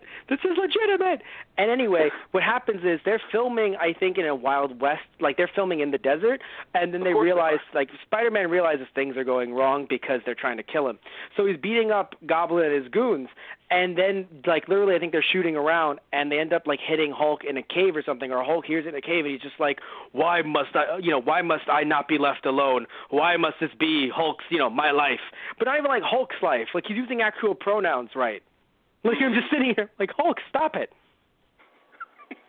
But yeah, so that's how I know the Hulk uses full sentences, and, like, good sentences, like real grammar. Not like me with my wronger. Real stuff. So I'm happy that Hulk spoke here, but again, not like the full-on, William Shakespeare doing Hamlet in the park. One thing I have to ask you, though, is, Hulk spoke, that's great. How do you feel about Betty Ross and her talk of the fact that, like, oh, technically this is still you, right? Technically you are still, like, even though, like, you transform into this Hulk, it's still you on the inside. How do you feel about that? I like that, actually. Yeah. Because so I you like always it more felt the same way. Yes. Yeah, so you and I agree on that. Because I want to ask, because even though it's not necessarily completely relevant, I guess, because it's comic book stuff, but as you and I both know, they've kind of gone away from that a little bit in the comics. Yeah. Yeah, like, how do you feel about that? Like the idea that, like, so you enjoy the idea more so that, no, Hulk and Banner, they're one person, not this, like, oh, no, there's a difference. Yeah, I prefer them as one. Yes. Because anyone doesn't know, on and off recently, they've split them. Yes. There's two different people. And Hulk's the good guy. Yeah. Yeah. It's weird shit, everybody. That was the one I recommended to you, right? The Mark Waid one? The Incredible Hulk? Yes, I will admit I liked that version. I'm just saying that, like, now it's kind of been overplayed, I guess, because that was from 2010. Yeah. So it's been 6 years since that run, or at least 5, if you will, since that run, and now it's just kind of like too much, like, oh, that Banner guy. And it's kind of like, eh. But that run was a lot of fun. I think it would have been better as a random alternate universe thing, but it was fun. Exactly. Yeah. But anyway, but yeah, so because I really enjoy that idea of them being the same person with, I mean, technically, with differences. Like just the idea that, like, even if they were split up, right? The idea of Hulk being the manifestation of anger makes sense to me anyway. But then again, I guess that's just because, we were surrounded by that version of Hulk. I mean, you and I had these video games, and we had other I mean, you weren't a big fan of the Hulk, but you've seen him in other stuff, though. Oh, of course, yeah. Yeah. But anyway, so let's see right here. Oh, God. So I have a question for you. I have a question for you. Did you notice that Edward Norton was using Norton antivirus? Yeah. I swear that has to be why they kept that in there. Oh, it has to be. There's no other reason to. Fucking has to be. Oh, by the way, so how did you feel when you basically saw Banner walk up and see that Betty's with another man, who apparently is in Modern Family, by the way? He's married, Betty. Did you know that? He's got 3 kids, Betty. Yeah. How do you feel now? God, where did she find these guys? But anyway, I don't know. It's interesting because, like, I felt mixed with that because it's, in a way, it takes away from the whole Betty and Bruce are, like, meant for each other thing to me. I mean, I liked it because it felt real. Again, like, even, like, the romance in this movie, like I said earlier, the idea that they just didn't kiss immediately when they saw each other again was nice. No, I'll definitely agree with you. Like, it felt real. That's the part of it where I'm like, okay, I get it. But just as a perspective of knowing the history of the character, I'm like, but I don't know how I feel about that because it's always been in my head like they're just supposed to be for each other. That's how it is. Like, arguably, like a soulmate type of thing. Yeah, my response was, Hulk, smash her, Hulk. You know it's the only way. Jesus Christ. Like, there's a devil on Hulk's shoulder. Smash Hulk. You must. I'm just thinking the 180 this took. They're like soulmates in a way. You have to smash her. It's the only way, dude. What else can you do other than not at all? No, but seriously though, all jokes aside, like I said, I liked it a lot. I mean, stupid jokes aside, I liked it. Although I admit though, yeah, it feels weird. I think because you know what it is too. I think it's because of the fact that, like, it doesn't feel weird to me because we have had so many superhero breakups over the last, like, few years. I don't know how I felt at the time. Maybe at the time I was like, oh, no. But now it's kind of like, because we've had so many superhero and super, villain, like, all these breakups of, like, teams that, of these couples, rather, that you would think would be together for years that just weren't. Yeah. Where it's like, oh, Superman, Superman and Lois Lane. Nah, Superman, Wonder Woman now. Oh. Like, Batman with Bruce Wayne. Nah, Bruce Wayne ain't Batman now. Oh. They're a couple. Come on. Basically a couple. They're not the same person. Now, they can be split up. Arguably, Bruce Wayne and Batman can be split up. Yeah, to an extent. To an extent. No, with the way that they've been portrayed, I can see them being split in half. And seeing Bruce Wayne do other things while Batman's just like, of the night. Just as he's falling from a building. Jesus Christ. That's how I see him. Anyway, okay, so I mentioned earlier about the arrangement of the ending theme for the Incredible Hulk live-action TV series back, like, from the 70s. Seriously, check out the ending theme. It's the one that Family Guy and everyone else ever has parodied. Oh, no, yeah. Yeah. Yeah, not you, but I mean for the fan that's like, really? That's actually a thing? Yes. Just a bum bum bum bum bum bum bum, like just like the walking in the rain. It's like, yeah, that, or rather walking on the walking in the near the freeway. It's like, yeah, that's yeah. Yeah. But so the second fight with the Hulk. Yes. I think that was amazing. Absolutely. Maybe it's not my favorite even fight of the movie. But I was going to say, maybe even a little bit better than the last fight. Interesting. Okay. Well, you said it was your favorite fight in the movie. No, I said it's not my favorite fight in the movie. Oh, sorry. My bad. No. I should listen more to you. But no, I it's okay. Everything's okay. No, I say it because I don't know. I think I just like them showing how his love for her, or just generally his anger, can really get him out of anything for the most part. Oh, absolutely, yeah. And again, the fact that he isn't just some mindless brute. Like, he can actually pick, he's like, wait a minute, I'm holding these as shields. I can use them as, not boomerang, because they didn't come back. Hulk's pissed. I used you as boomerang, come back. But he uses it to take down one of those, the supersonic things, and is able to be like, well, I'm good here. It was very interesting to see, I think. Yes, later on he was able to use his clap to, take away the fire and everything. And it's not like he was any dumber later.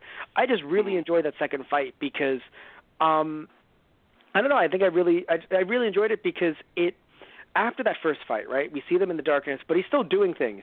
I kind of felt like, oh, God, they're going to stop caring. Like, they're not going to put as much work into the CGI and into this character. But no, the fights, kept on getting better and better. Uh-huh. Yeah, in terms of, like, how much time and effort they put into them. Yeah. Yeah, but, so, you didn't like the second fight as much. Why didn't you? No, I loved it. I'm kidding. It wasn't my favorite fight, though. Fair enough. I'm kidding, yeah. Oh, man. So, yeah, I like that fight. Also, now, by the way... I have a question. Sure. You first. Oh, I actually have a question for you. Please. So, obviously, in the Avengers, we get a different banner as well as a different Hulk. Of the two, which Hulk do you actually prefer? So, technically we did get a different Hulk, arguably. It's interesting. I don't consider them different Hulks. I guess I consider it really an evolution of the Hulk. Same thing with the character. The difference, though, between actors is very stark, in my opinion. Yeah. Like, that definitely is a huge difference. But in terms of Hulk, I feel like it's just the evolution because he's able to control it more, other than when he can't, but he's able to control it a bit more. But even in this movie, he shows a little bit that he can control it, essentially. Now, unless you're referring to the CGI. Yeah, that's in the Hulks. Yeah. Oh, my bad. I'm sorry. Yeah, that's fine. It's interesting. 2013 Hulk definitely had better CGI. However, I do think that there was some interesting detail to this Hulk. Yeah. Okay, so 2013, better CGI overall. Lighter, but in a good way, right? Because if you make something too dark, it necessarily doesn't blend in as well. The whole Uncanny Valley situation. But I do think that there was a little bit more detail of this Hulk. I was going to say that I actually prefer this design for the Hulk more than the 2012 Avengers one. Yeah, but it is better in 2012, I believe. No, it's better, yes, but just from a personal standpoint, But from a personal standpoint, I love the look of this one. I remember that was one of the things, like, when I said, like, I hadn't seen it in the theaters, I remember seeing the trailer, I'm like, wow, he looks insane in this. And just the whole detail of him, the texture, they even textured his skin like a rhinoceros skin and everything. And I remember reading in, like, interviews, they said what we did with this was we had Norton do the motion capture of the Hulk, and we based all of his movements of a linebacker, like a football player. And I was like, wow, that's smart, actually. And I think, personally, I don't know, this might just be me, my perception of it, I thought he was a lot faster in this, too, than the 2012 version. Yes, he was, definitely. It might be because they were able to focus all of their budget on him. Where in 2012, you kind of, you have to focus your budget on a lot of different characters. So I think that because they were able to put all their money into just like Hulk or Abomination or something, it was able to just focus on, you know what I mean, like just put all your money into that. In the way that, let's say, we may have enjoyed like Superman's fight in Man of Steel better than in Batman v Superman because he was the only person that needed budget. Yeah, but yeah. So, and I'll say in terms of of course, obviously loved Ruffalo more than Norton. Though I feel frustrated now that you told me that Norton was the motion capture for the Hulk because I swear to God, and I truly believe this, in the 5 minutes that the Hulk was on screen, he garnered more sympathy than 60 minutes of Edward Norton. What 5 minutes particularly? The 5 minutes with Betty in the cave. He garnered more sympathy than 60 minutes prior with Edward Norton. So technically Hulk was in the movie earlier, but just let my joke stand. I just can't. Like, I don't know. And it sucks because he was the motion capture. So literally, he's a good actor, but it's face. Exactly. Like, it sucks that's what it comes down to sometimes. but it's just something about him. Just I did not see, like, in some cases I was like, yeah, okay, he cares for Betty, or yeah, he like he is like sad here, or he isn't in full control, not as Hulk, but just as like, oh, he isn't this strong tough guy. But I don't know, at some points it was just like he's gonna stab one of them right now. Like, like, I'm sorry, I always believed in you. JK stabs, I really am the evil one. Hail Hydra. That I know about. That I fucking know about. No, I'm just laughing at about the JK.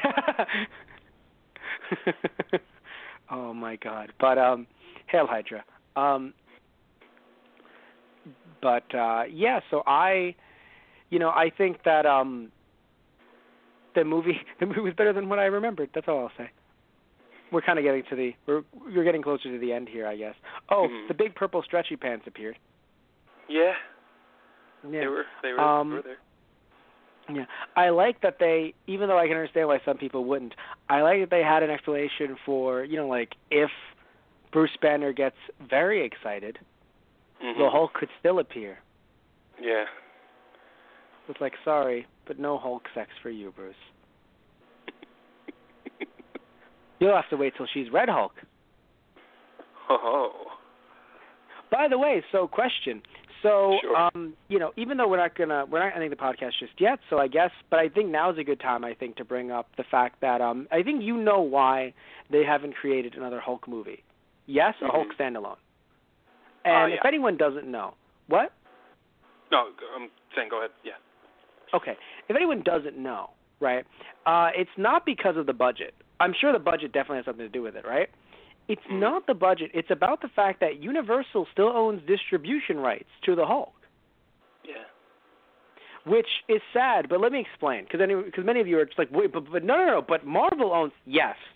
Marvel owns the character. However, okay, so everyone knows about, of course, they're not going to go too in depth, because many of you know, and if you don't, I can't go in depth in this podcast about, Marvel going bankrupt or potentially going bankrupt, and they sold off the rights to their film franchises, many of them, and that's why we have Sony making Spider-Man today and X-Men making, Fox making X-Men, rather. X-Men made Fox. How far in the past did they go? Anyway, so Fox made X-Men, and Fox also made Deadpool as well, right?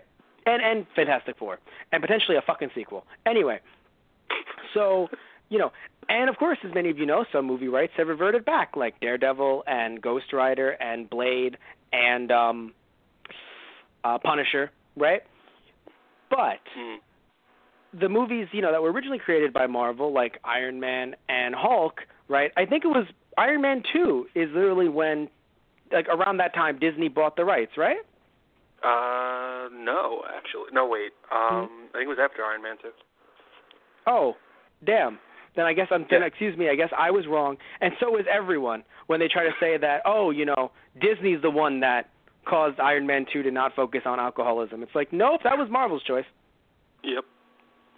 Okay, but anyway, so the point is that when these movies were released, right, Marvel, of course, owned the characters, but they had different people, different companies distribute them. Distributing means that they were trying to get them into theaters or put them out on DVD, and of course, Marvel would receive a cut from that too. But of course, the distribution company would also receive a cut. So I believe it was Paramount with Iron Man, and for Hulk, it was Universal. And I don't remember who it was for Thor, because I'm assuming it was Captain America then when they bought it, right? Yeah. Okay. So I don't remember who it was for Thor. But what I can tell you is that Disney went around and was basically buying out companies' positions as distributor. So they literally said to Paramount, like, hey, here's some money, go away. We own Iron Man distribution now. That's basically what they were doing, right? So they went up to Universal and they were like, hey, here's some money. And Universal said, no, we're not selling. And they said, no, but here's money. We're not selling. So what that means is that Marvel, and in theory, I guess Disney too, can put Hulk in any live-action movie and potentially even TV series. Right? But Hulk, Daredevil can be a thing for some reason, right? Yeah. But if they make The Incredible Hulk as a movie, Universal would have to get money from distribution. Technically, it's funny. They would take on the rights as distributors, so it's not like Universal is getting paid for nothing. But that means that Universal gets a cut that Disney does not want them to get. Disney does not want them to get a cut of the pie. Disney wants the pie. Mm-hmm. So that is why we have yet to see any new Hulk movies. Because for years, you and I both thought it had to do with, the budget because it's the Hulk, right? Yeah. But that's not the case, or at least it's not the biggest reason. Mm-hmm. So it's very interesting to think about because, yeah, in a way, it's just like maybe eventually Universal would sell their rights back because it's kind of just like, well, you guys own the rights, but you're not getting shit. So, like, who's really winning here? Exactly. But yeah, so that's why we haven't seen Planet Hulk or other, lone movies with the Hulk. My question, though, is this, at least I wonder, because it's not them selling the rights, you think that if they made a She-Hulk movie or a Red Hulk movie, that it would be just fine? And they wouldn't need to go through Universal? I've wondered that myself. I really have no idea, actually. Okay. But would you prefer if they can't use Banner? Because it seems like Banner is basically fucking off to the deepest depths of fucking offdom. Right? Uh-huh. That's kind of what it seems like. I don't know what's going to happen in Ragnarok, but before Ragnarok, he was gone forever from the looks of it. Mm-hmm. Right? Would you prefer Ross either getting injected or Betty getting injected or Hulk's cousin, who we've never met in the films, getting injected and becoming She-Hulk or Red Hulk? It's like, even though we've never met her, I'd really like to see his cousin be She-Hulk. Yes. I think it would really bring a nice... enjoyed the character. What was that? I'm sorry? No, I've actually really enjoyed the character of She-Hulk. So if I had to pick between her and Ross, I'd definitely go with her. Okay. Because I would, or both Rosses, because don't both Rosses get hit with a dose at one point or another? Yeah. Mm-hmm. Yeah. So interesting thing. It's sad, by the way, very sad, I think, because, you see Norton's character, Norton's Banner, having to leave Betty Ross, and it felt so sad because it was just like, oh, don't worry, you're probably never appearing again either. Like, no, seriously though, sitting back and really thinking about it, none of the main characters of this movie will probably ever appear in the Marvel Universe again. And if they do, not the same actors. Mm-hmm. I mean, of course Banner's appearing, but I mean, like, Norton left, right? We're probably not getting Ross again, or the daughter. Mm-hmm. We're not, Abomination's quote-unquote dead, so there's that. And we're not getting Leader, because it's Leader, right? The scientist. The Leader. Yeah. Yeah, the Leader. We're not fucking getting him. Though it's frustrating that he's not even mentioned at all. Like, you get hit with that much gamma, and he's just fine. He's fine. But, yeah, very interesting stuff going on.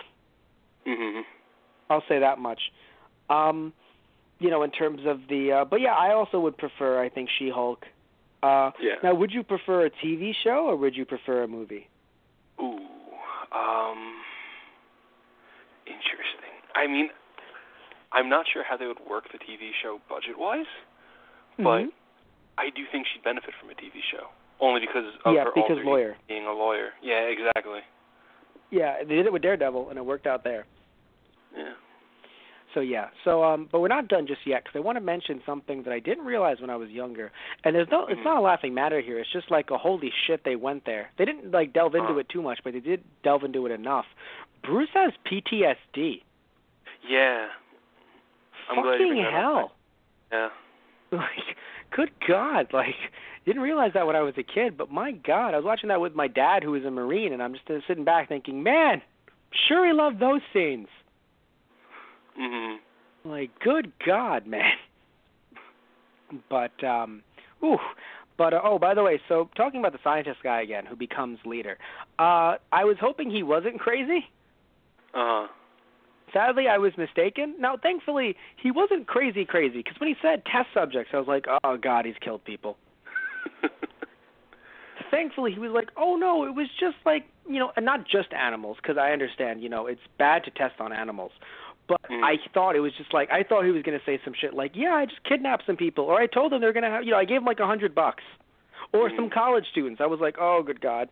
So like, it's bad that he tested on animals, regardless. But like, I thought it was going to be like, sadly, animal testing is still a thing, So it's like to you and I, it's sadly become the norm in a way, right?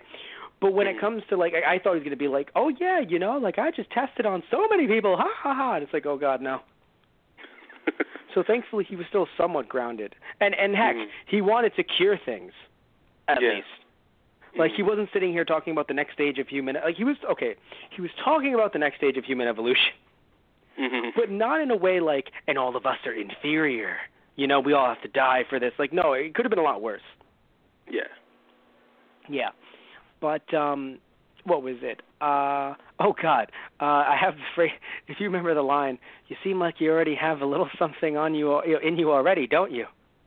She's like, are you coming on to me? Right? Like it should. I'm sorry, but the phrase, and let me say it correct this time. You seem like you have a little something in you already, don't you? I'm just like, you coming on to me? Because it's cool, but like, are you coming on to me? But anyways, I have a question. So I don't know much about Abomination. Neither do I. Oh, see, I was going to ask you. I will try my best. I was going to say, was this a good adaptation of the character, or was it an abomination? Look-wise, it was an abomination. Characters, personality-wise, it was pretty spot on. I'm sad and happy to hear that. Yeah. Also, no one could let me edit movies. I think we've talked about this before, right? If I was allowed to edit this movie, I would have ended it and shipped it out right when Bruce fell into the concrete. Yep. Yeah. I would have put the end. And that would have been the movie. No one should see my cut of movies. Oh, Jesus Christ.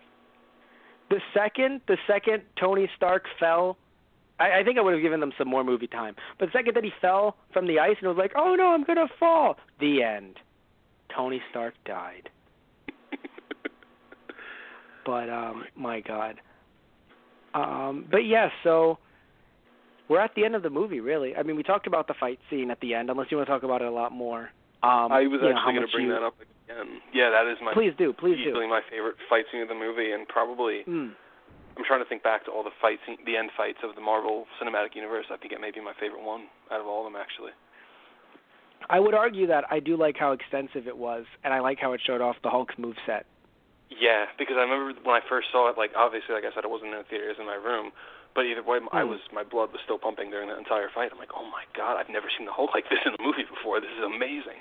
Because the only, apart from like the old 70s, it was the 70s, right? The 70s TV show? Mm-hmm. Like, apart from that, we had the 2003 Hulk, whose final fight was underwater, and we couldn't see anything. So to see this, I was like, geez, this is incredible. I think the one scene that got me the most was right at the end of the fight when he has the chain around Abomination's neck, and he starts laughing. And I was like, oh my God. Like, that is incredible. And then Betty's just like, stop, and he's like, oh, he's done. That's it. Mm-hmm. Yeah, it was kind of sad. Like I said earlier, it was like her tears. Like, first off, he got more sympathy than Norton. Pretty much. And her, like, just wiping away Betty's tear, it kind of made me sad. Like, what's even sadder is Betty or that actress never showing up in the MCU again. As I said earlier, like, we're sorry. Sadly, you're never appearing. Mm. Seriously, though, I mean, I have to be honest. Even if the character does appear, I do not see her making a 8-year cameo. Definitely not. It's been 8 years. She was a good Betty, though. Oh, I thought she was a great Betty. Yeah, I think she did very well. Like her, and of course the guy that played Ross. I love him as Ross. Absolutely. I mean, because I feel bad. We haven't actually talked about the actors in this film, minus Norton.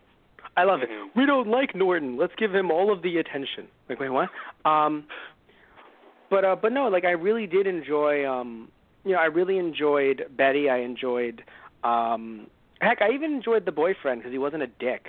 Like, that was new. By the way, do you know who that was supposed to be? Oh, no, who was supposed to be? Doc Samson. Oh no! If I remembered who that was, I would be so interested. Who is that? Please tell me who it is. I don't remember myself actually. All I remember is thinking. Why did you? All I remember is being like, he's Doc Samson. I'm like, maybe Matt will know. No, the reason why it's just in my head, it's just like, you don't know who that was? Who? That's Uncle Ben. What? No way. Just like Aunt May, he's getting so young. I feel like in the comics, I don't remember his powers or anything, but he would have like green hair, a red and yellow T-shirt. Sorry, I looked him up. I know. He's basically green hair Captain Marvel Thor. Thank you. I thought so.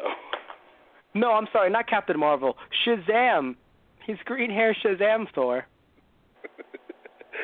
So yeah, that was Doc Samson. Yeah.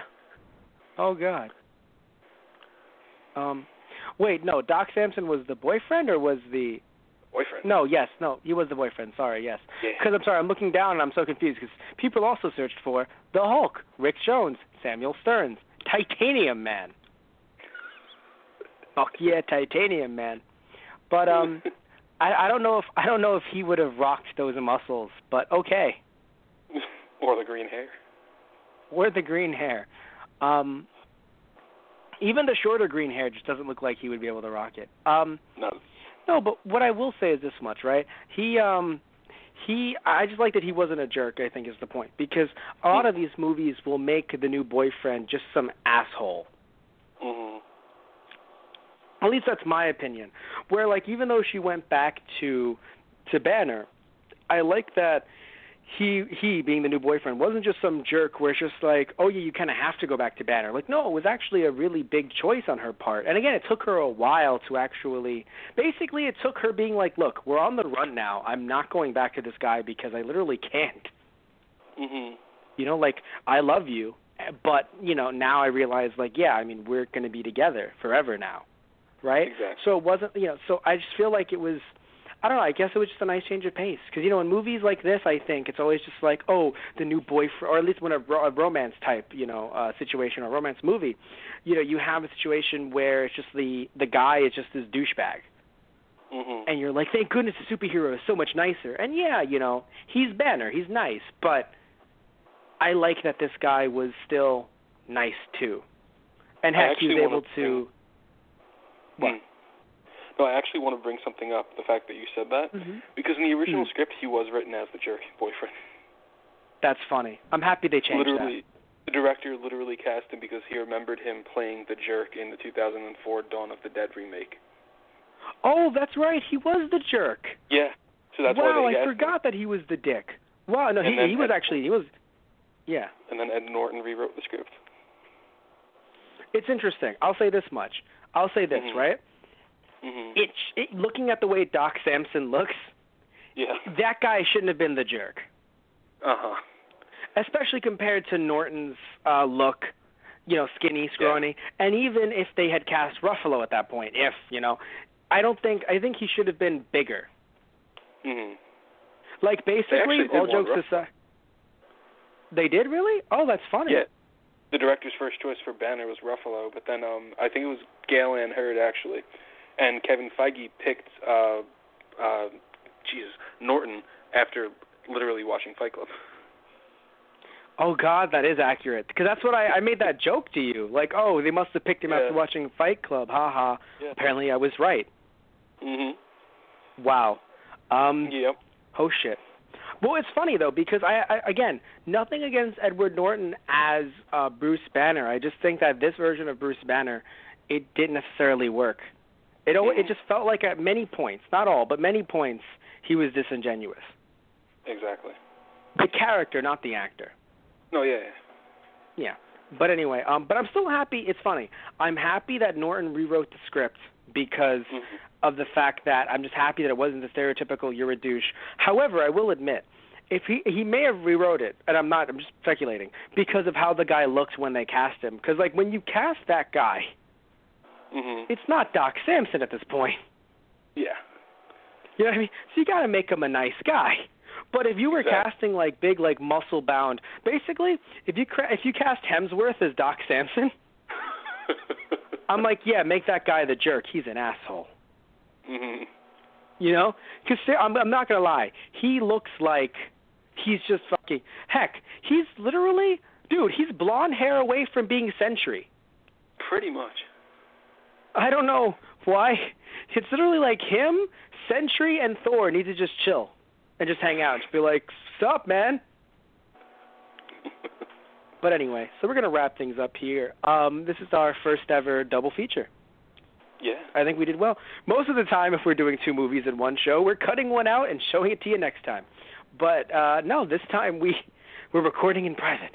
But no, this time we did a double feature because, again, Marvel Universe, very extensive, at least cinematic. Mm-hmm. Very extensive. So next week we will not be doing two Marvel movies.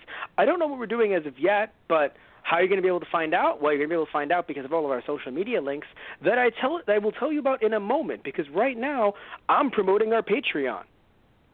Yes, our Patreon, which, by the way, is TG Productions, right? So patreon.com/TG Productions. And you can get a heck of a lot of stuff on our Patreon and help us a lot, out with a lot of stuff using our Patreon. I can do English. So anyway, what matters is that if you like our podcast, right, you want to suggest a podcast to us, say, hey, do this movie or do this series or, do this set of episodes or something like that. Even like we can podcast on video games or we can podcast on, on books. Anything that you say, hey, we would like you to podcast on X, right? We'll talk to you about it. We'll take it into consideration. But most of the time, 99% of the time, it's going to be a yes. So if you go on our Patreon and you donate a certain amount to us, you can suggest podcasts for us to do. We also do Let's Plays. I mean, both Anthony and I have played games. Again, I'll mention our Let's Play. Those guys play a little bit later. But our Let's Plays, you can donate to us to suggest a video game for us to play. You can also... For our TG News show, you can be a sponsor on that. That's a little bit later. I'll talk about sponsorships. But you can be a sponsor on that. You can also be a sponsor on our podcasts or a sponsor on our Let's Plays for a higher tier. But again, go to TG Productions. You can check out all the differences between each and every tier. But the most important thing, I would argue the most important thing, right? Love our podcast, love our Let's Plays, love TG News and TG Productions YouTube channel. But the most important thing is our manga, Give My Regards to Blackjack. Now, the manga, by the way, not being American manga, not to knock American manga, but our manga, Give My Regards to Blackjack, being brought over from Japan, translated, all that, cool, fun stuff from Japan, you can help support us in actually making it possible, right? So you can secure yourself a copy, if we don't get to our fun goal, which, again, will be on our TV Productions page. And I could describe it to you, and I can tell you all the stories and plot lines and stuff, but that's a little bit too much time for right now. So, again, all the that stuff, summary-wise, everything else, will be on TG Productions on our Patreon that's currently up. I will say that it is award-winning. What? And it came out in the year 2002. What? That was a year.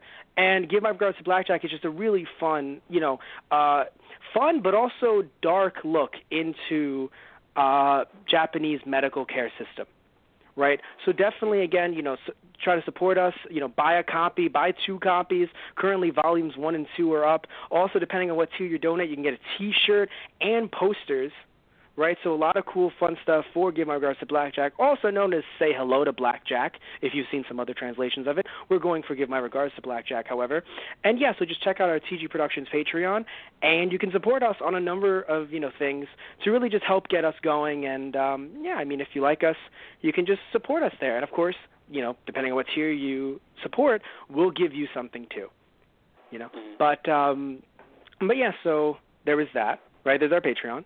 I mentioned our social media links before, told you that they existed. Now I'll mention that we have our website, which is thoseguysontheradio.tumblr.com, our Facebook, which is /thoseguysontheradio, our Twitter, which is @thoseguysradio, and our Instagram, which is /thoseguysontheradio. Of course, we're on iTunes as well by searching up Those Guys or Those Guys Radio or Those Guys on the Radio.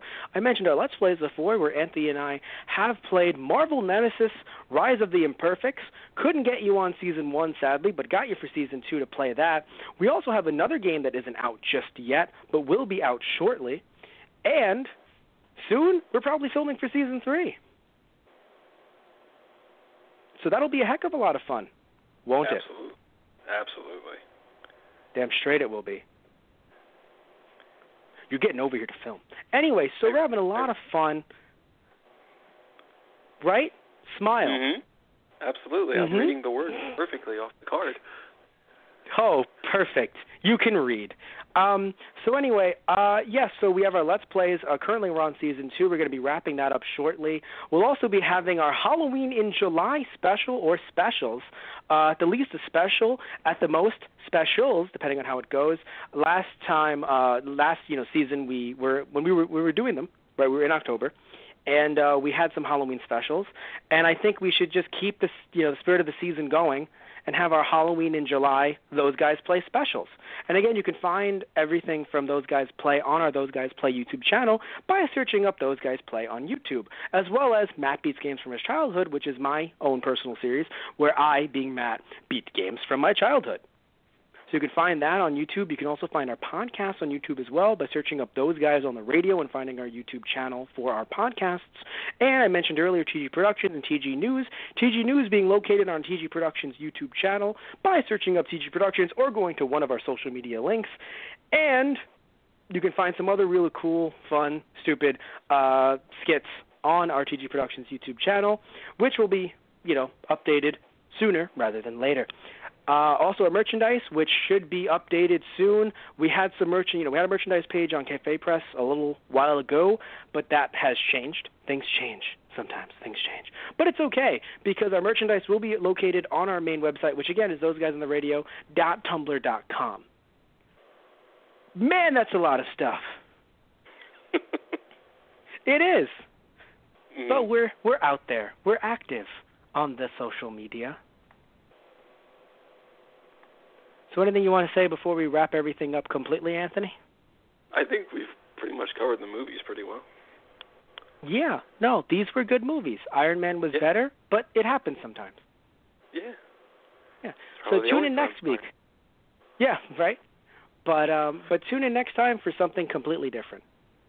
Yep. Right? I mean, I think that's our motto, really. Like, they're superhero genre-esque, but, like, they're always something different. There's always a different layer to it. Yeah. It goes from, like, Batman and Ninja Turtles to Superman to Daredevil to Ninja Turtles to Marvel movies to Ghost Rider. We did Ghost Rider. Good God, we did Ghost Rider. Yeah. Oh, my God. We did Fantastic Four. The good ones, and then the one. Yeah. Yeah. I can't believe there's going to be a sequel to that. But then again, I can't believe a lot of things anymore. That's true. Take care, everybody. Have a good night.